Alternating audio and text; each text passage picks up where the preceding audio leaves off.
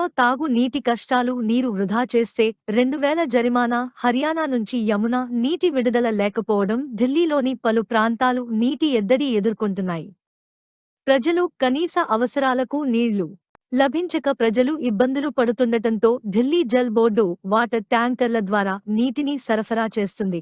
ఈ నేపథ్యంలో ఎవరైనా నీటిని వృధా చేస్తే రూ. 2000 జరిమానా విధించాలని ఢిల్లీ ప్రభుత్వం నిర్ణయం తీసుకుంది.